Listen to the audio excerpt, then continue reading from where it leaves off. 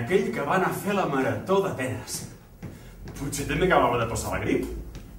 Què sabem nosaltres? Vull dir, aquell tio, per mi, és el meu heroi absolut. 490 abans de Crist. Setembre.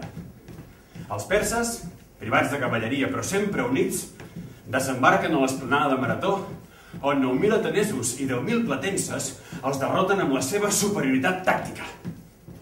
Però hòstia puta, la batalla s'ha acabat, que segurament ha estat brutal, llances, fletxes. Li diuen, vés a dir que els hem aniquilat. I ell se'n va corrents. Si fa 42 quilòmetres, cau estès al mig de l'àgora i crida hem guanyat! Pim-pam, mort.